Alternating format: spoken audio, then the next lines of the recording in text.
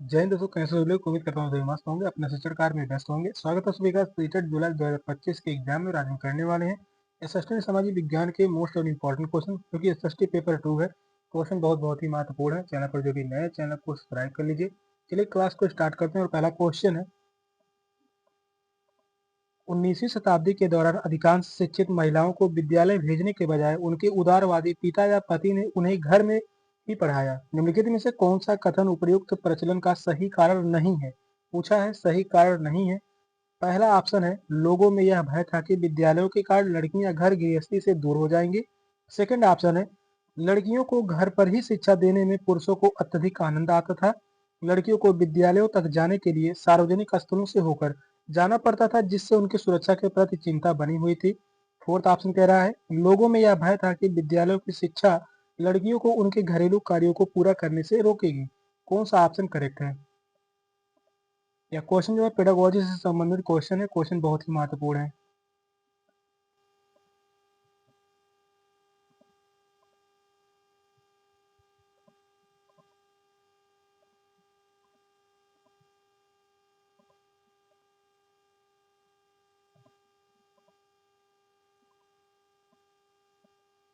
Question कह रहा है, 19वीं शताब्दी के दौरान अधिकांश शिक्षित महिलाओं को विद्यालय भेजने के बजाय उनके उदारवादी पिता या पति ने उन्हें घर पर ही पढ़ाया। तो वह कौन सा कथन होगा जो प्रचलन का सही कारण नहीं है?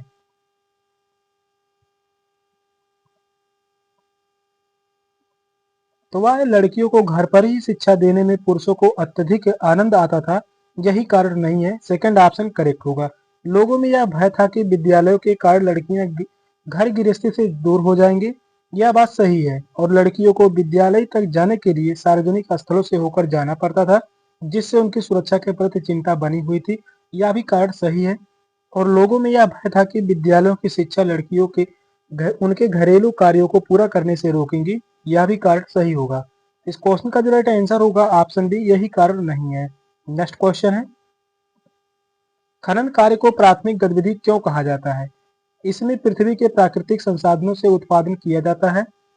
यह मानवीय क्रियाकलापों के आरंभिक रूपों में से एक है। यह सरकार को बड़ी मात्रा में धन उपलब्ध कराता है। यह श्रमिकों का सबसे बड़ा नियोक्ता है। कौन सा ऑप्शन करेक्ट है?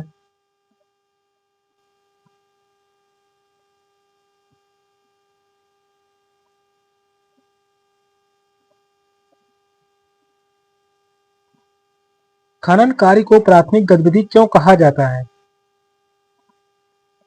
इसमें पृथ्वी के प्राकृतिक संसाधनों से उत्पादन किया जाता है। फर्स्ट ऑप्शन ही करेक्ट होगा। इसमें पृथ्वी के प्राकृतिक संसाधनों से ही उत्पादन किया जाता है। और खनन प्राथमिक गतिविधि है। खनन जो है यह प्राथमिक गतिविधि है। इसमें पृथ्वी के प्राकृतिक संसाधनों का उत्पादन किया जाता था। और खनिज आधारित उद्योग प्राथमिक उद्योग होते हैं। खनिज आधारित जो उद्योग होते हैं यह क्या कहलाते हैं? प्राथमिक उद्योग कहलाते हैं। और इन उद्योगों को द्वारा उत्पादित उत्पादों का प्रयोग उन उद्योगों के कच्चे माल के रूप में किया जाता है। फर्स्ट ऑप्शन करेक्ट है। नेक्स्ट क्वेश्चन है, निम्नलिखित में से कौन सा खनिज नहीं है? पूछा है, वह कौन सा खनिज है जो नहीं है?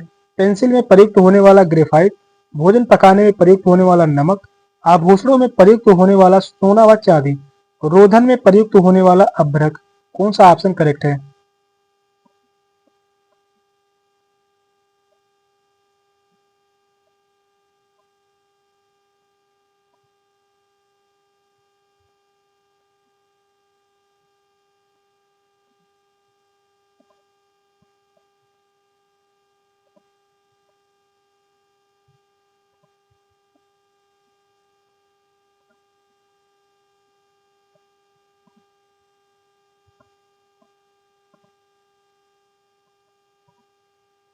कौन सा खनिज नहीं है?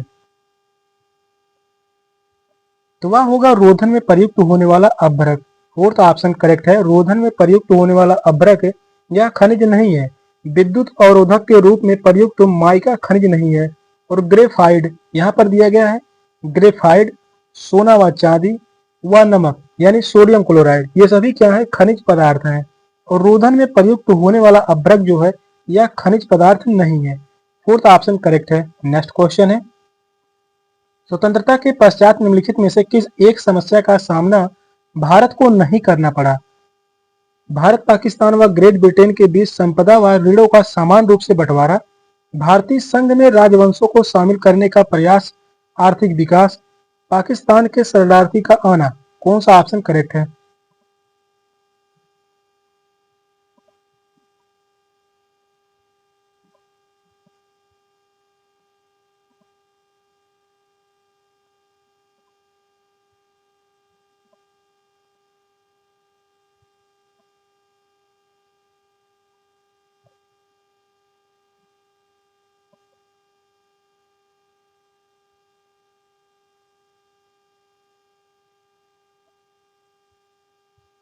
स्वतंत्रता के पश्चात निम्नलिखित में से किस एक समस्या का सामना भारत को नहीं करना पड़ा?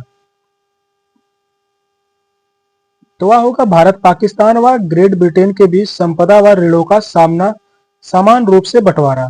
फर्स्ट ऑप्शन ही करेक्ट होगा। स्वतंत्रता के पश्चात भारत को कई समस्याओं का सामना करना पड़ा, जिसमें भारतीय संघ में कई राजवंशों का शामिल करने के लिए राजी करना पड़ा, और वहीं आर्थिक विकास, पाकिस्तान से 8 मिलियन शरणार्थियों को भारत आना, यह सभी क्या है, शामिल है। और भारत का विभाजन मानव इतिहास का सबसे बड़ा मानव प्रवासन था, और इसी का सामना जो है भारत को नहीं करना पड़ा था। भारत पाकिस्तान व ब्रिटेन के बीच संपदा व ऋणों का समान रूप से बंटवारा। नेक्स्ट क्वेश्चन है, यद्यपि भारत ने स्वतंत्रता के पश्चात सार्वभौम वयस्क मताधिकार को अपना लिया था, फिर भी प्रभुत्व संपन्न देशों ने कुछ निश्चित मानदंडों के आधार पर इस पर रोक लगा दी। निम्नलिखित में से क्या उन मानदंडों में शामिल नहीं है? शिक्षा, धर्म, लिंग या संपत्ति? कौन सा ऑप्शन करेक्ट है?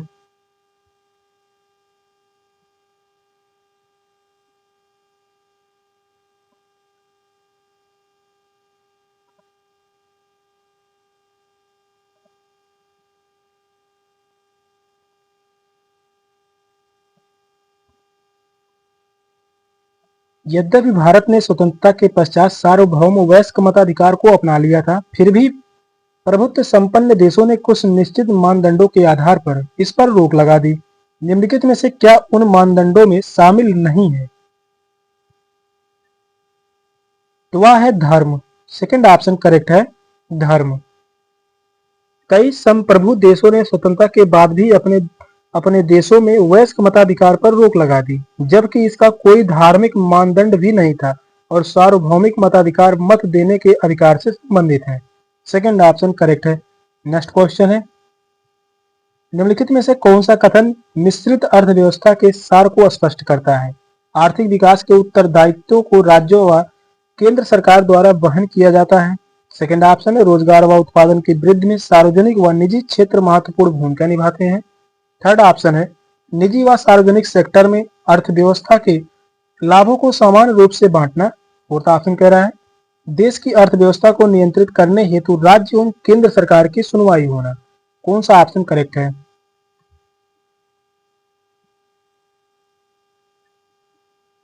क्वेश्चन जो है इंपॉर्टेंट है, क्वेश्चन को ध्यान पूर्वक पढ़िए, बताइए कौन सा ऑप्शन करेक्ट होगा।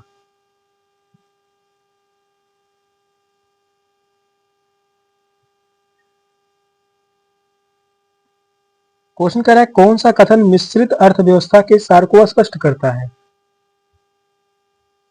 तो वह है, रोजगार व उत्पादन की वृद्धि में सार्वजनिक व निजी क्षेत्र महत्वपूर्ण भूमिका निभाते हैं। सेकंड ऑप्शन करेक्ट है।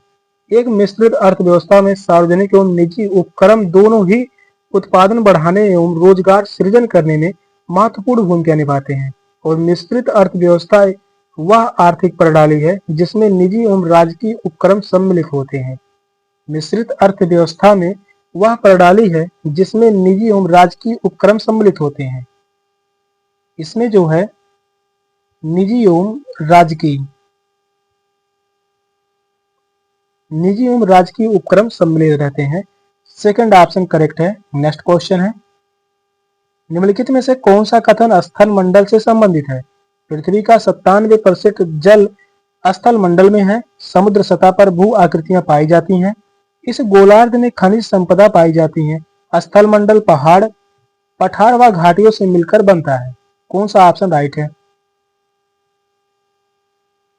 क्वेश्चन में बहुत ही इंपॉर्टेंट है। यह क्वेश्चन 2011 में पूछा गया है सीट के एग्जाम में, और यही क्वेश्चन जो है पूछा था 2016 में भी।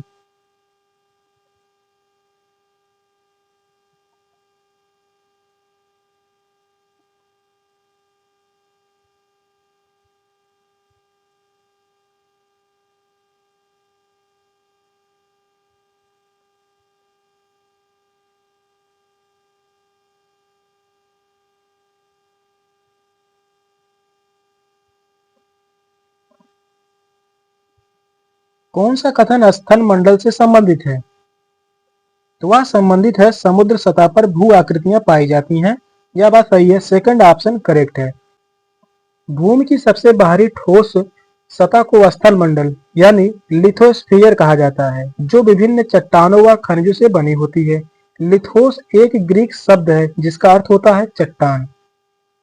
सेकंड ऑप्शन करेक्ट है, समुद्र सतह पर भू आकृतियां पाई जाती हैं। नेक्स्ट क्वेश्चन है, पृथ्वी के बारे में निम्नलिखित में से क्या नहीं कहा जाता है? यह गोल है, या ध्रुवों पर हल्की चिपटी है, या मध्य में उभरी हुई है, इसे नील ग्रह भी कहा जाता है। कौन सा ऑप्शन करेक्ट है?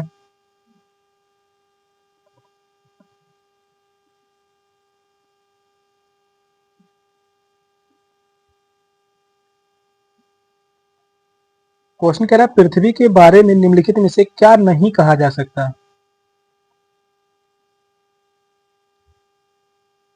तो वह होगा यह गोल है। फर्स्ट ऑप्शन करेक्ट है, यह गोल है। पृथ्वी पूर्ण रूप से गोल नहीं है और यह ध्रुवों पर हल्की चपटी हुई है। यह बात सही है, तथा मध्य में उभरी हुई है। यह भी सही है। इसे नीला ग्रह भी कहा जाता है। यह भी सही है। और पृथ्वी सूर्य का तीसरा उपग्रह है। पृथ्वी जो है सूर्य का तीसरा उपग्रह है। तीसरा उपग्रह है।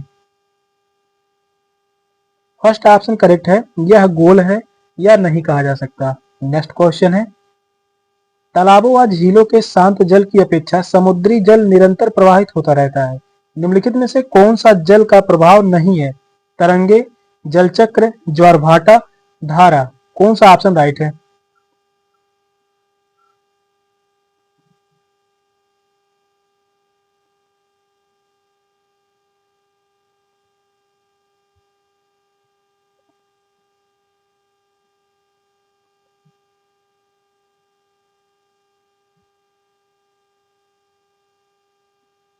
तालाबों व झीलों के शांत जल की अपेक्षा समुद्री जल निरंतर प्रवाहित होता रहता है। निम्नलिखित में से कौन सा जल का प्रभाव नहीं है? तो वह है जल चक्र। सेकंड ऑप्शन करेक्ट है, जल चक्र। जल चक्र जल की गतिशीलता का उदाहरण नहीं है और यह जल के वाष्पन तथा संघनन एवं वर्षा के रूप में अवक्षेपण का एक प्राकृतिक चक्र है और यह समुद्री जल के प्रभाव से संबंधित नहीं है। सेकंड ऑप्शन करेक्ट है। नेक्स्ट क्वेश्चन है,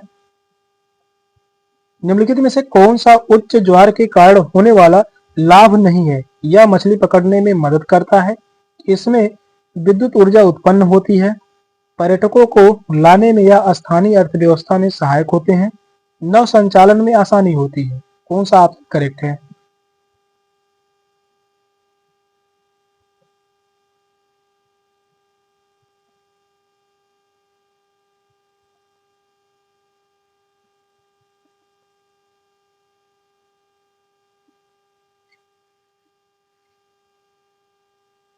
कौन सा उच्च ज्वार के कारण होने वाला लाभ नहीं है? तो वह है पर्यटकों को लाने में या स्थानीय अर्थव्यवस्था में सहायक होते हैं। यह तो है लाभ नहीं है। उच्च ज्वार के कारण होने वाला लाभ जो नहीं है, पर्यटकों को लाने में या स्थानीय अर्थव्यवस्था में सहायक होते हैं, यह बात गलत है। ज्वार भाटा मछली पकड़ने, यहाँ पर दिया गया है मछली पकड़ने और विद्युत ऊर्जा उत्पन्न करने एवं नौ परिवहन में सहायता होते हैं। ये सभी में क्या होते हैं? या सहायक होते हैं यानी लाभ देते हैं। और ज्वार भाटा में पानी अपने उच्चतम स्तर पर होता है।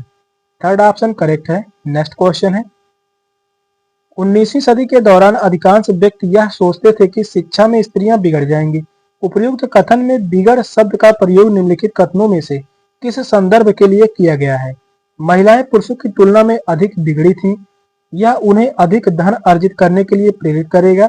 शिक्षा के कारण उन्हें जो शक्ति मिलती है उसके कारण ने अपनी पारंपरिक भूमिकाओं से दूर हो जाती हैं और वे अपवित्र हो जाएंगी। कौन सा ऑप्शन करेक्ट है? क्वेश्चन जो है बहुत ही महत्वपूर्ण है। यह क्वेश्चन जो है 2012 में यह क्वेश्चन पूछा गया है और यही क्वेश्चन जो है 2019 में भी क्वेश्चन पूछा गया था। क्वेश्चन बहुत बहुत ही महत्वपूर्ण है। क्वेश्चन लंबा भी है तो ध्यान पूर्वक पढ़िए, बताइए कौन सा ऑप्शन करेक्ट है।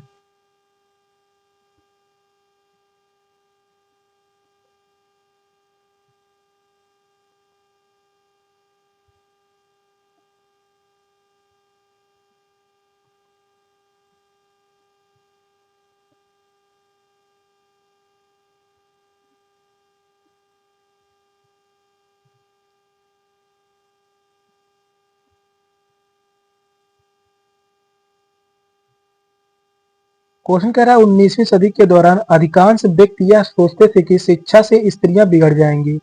उपर्युक्त कथन में बिगड़ शब्द का प्रयोग निम्नलिखित कथनों में से किस संदर्भ के लिए किया गया है? यह किया गया शिक्षा के कारण उन्हें जो शक्ति मिलती है उसके कारण ने अपनी पारंपरिक भूमिकाओं से दूर हो जाती हैं। थर्ड ऑप्शन करेक्ट है। दिए गए वाक्य में भ्रष्ट शब्द यानी बिगड़ शब्द जो है प्रासंगिक, इसका अर्थ होगा महिलाएं जो सामान्य शिक्षा के माध्यम से प्राप्त करती हैं उनका पारंपरिक भूमिका उन्हें उनसे वंचित कर देगा। और 19वीं सदी में अमेरिका व यूरोप की महिलाएं भी लिंग भेद की शिकार रही हैं। थर्ड ऑप्शन करेक्ट है। नेक्स्ट क्वेश्चन है, एक शिक्षक द्वारा अपने छात्रों को निम्नलिखित प्रश्न हल करने को दिया गया। मान लीजिए आप एक ऐसे खानाबदोश समुदाय से हैं जो प्रत्येक 3 माह में अपना निवास बदलते लेता है। यह आपके जीवन में क्या परिवर्तन लाएगा? पहला ऑप्शन कह रहा है यह प्रश्न सिद्ध करता है कि छात्रों का जीवन इन घुमंतु जातियों की तुलना में अधिक सुरक्षित व आनंददायक है। यह प्रश्न छात्रों को आत्मकेंद्रित होने से रोकता है तथा सार्वभौमिक भाईचारे को बढ़ाता है।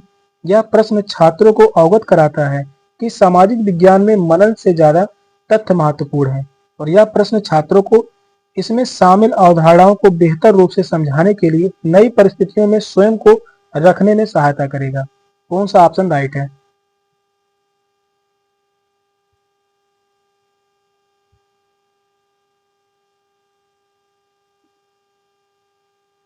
क्वेश्चन जो है लंबा है, क्वेश्चन को ध्यानपूर्वक पढ़िए, बताइए कौन सा ऑप्शन करेक्ट होगा।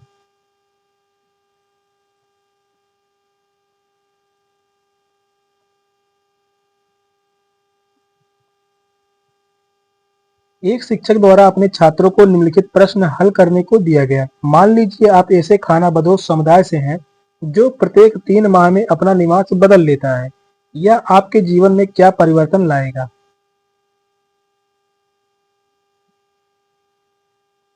यह प्रश्न छात्रों को इसमें शामिल अवधारणाओं को बेहतर रूप से समझाने के लिए नई परिस्थितियों में स्वयं को रखने में सहायता करेगा। फोर्थ ऑप्शन करेक्ट है। अवधारणाओं को अच्छी तरह समझने के लिए छात्रों को संबंधित स्थिति की कल्पना करने का अभ्यास करना चाहिए और वे अवधारणा को नए सिरे से समझ सकेंगे। शिक्षक को इस तरीके का प्रोत्साहन उनके बीच करना चाहिए। फोर्थ ऑप्शन करेक्ट है। नेक्स्ट क्वेश्चन है, सामाजिक विज्ञान के शिक्षण अधिगम में भाषा की सार्थकता पर अत्यधिक बल नहीं दिया जाता। निम्नलिखित में से कौन सा कथन उपयुक्त विचार को प्रदर्शित नहीं करता है? भाषा में अर्थ की प्रभावी समझ और उसका प्रयोग सामाजिक विज्ञान में अधिगम को बढ़ाता है। सामाजिक विज्ञान जैसे तथ्य उन्मुखी विषय में भाषा की सार्थकता कम होती है। भाषा शिक्षक की सामाजिक विज्ञान के शिक्षण अधिगम प्रक्रिया के साथ न्याय कर पाते हैं। और वहीं फोर्थ ऑप्शन कह रहा है क्योंकि भाषा काफी महत्वपूर्ण होती है इसलिए सामाजिक विज्ञान के शिक्षक को सामाजिक विज्ञान परीक्षाओं में अवबोधन और व्याकरण वाले प्रश्नों को शामिल करना चाहिए। कौन सा ऑप्शन करेक्ट है? क्वेश्चन जो है यह सभी शिक्षण संबंधित क्वेश्चन है। क्वेश्चन बहुत ही महत्वपूर्ण है, शिक्षण यानी पेडागोजी से संबंधित क्वेश्चन है। क्वेश्चन जो है बहुत ही महत्वपूर्ण है। बताइए कौन सा ऑप्शन करेक्ट होगा।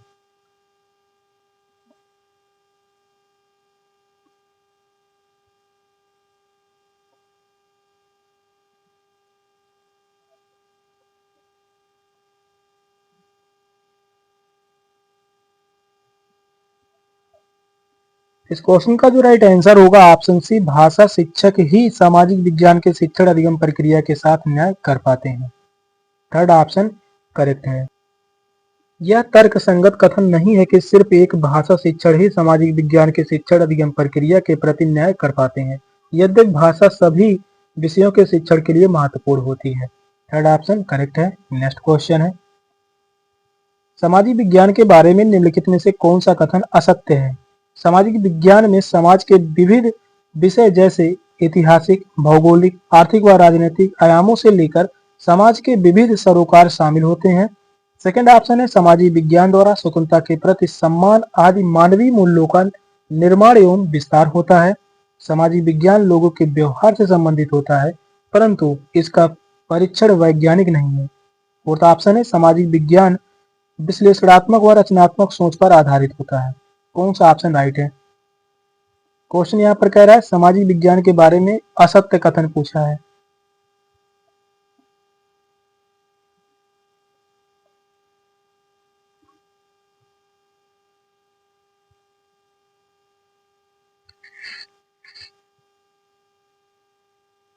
यहाँ पर असत्य कथन जो है ऑप्शन सी है। समाजीय विज्ञान लोगों के व्यवहार से संबंधित होता है, परंतु इसका परीक्षण वैज्ञानिक नहीं है। यह बात जो है गलत है। और समाजीय विज्ञान में समाज के विविध विषय जैसे ऐतिहासिक, भौगोलिक, आर्थिक व राजनैतिक आयामों से लेकर समाज के विविध सरोकार शामिल होते हैं। यह बात सही है, यह कथन सही है।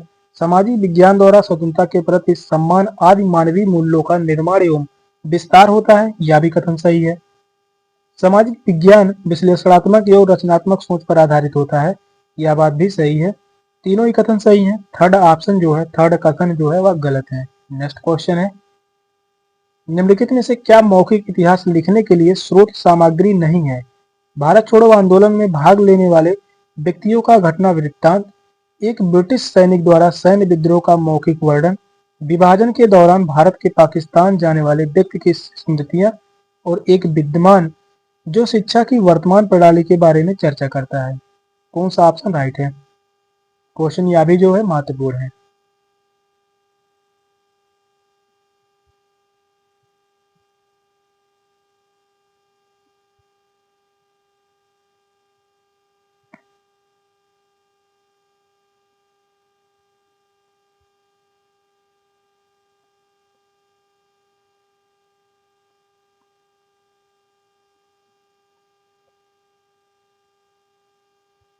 निम्नलिखित में से क्या मौखिक इतिहास लिखने के लिए स्रोत सामग्री नहीं है? तो वह एक विद्यमान जो शिक्षा की वर्तमान प्रणाली के बारे में चर्चा करता है। फोर्थ ऑप्शन करेक्ट है। विद्यमान वर्तमान शिक्षा प्रणाली के बारे में चर्चा के दौरान यह तर्क देते हैं कि यह मौखिक इतिहास लिखने के लिए स्रोत नहीं है। वे व्यक्ति जो भूतकाल में अपने अनुभवों को व्यक्त करते हैं, वे ही मौखिक इतिहास लिखने के स्रोत माने जाते हैं। फोर्थ ऑप्शन करेक्ट है। सेशन का लास्ट क्वेश्चन था। क्वेश्चन कैसे लगे कमेंट में जरूर बताइएगा। चैनल पर नए हैं, चैनल को सब्सक्राइब कर लीजिए। मिलते हैं अगले क्लास में, तब तक के लिए बाय बाय, टेक केयर, जय हिंद।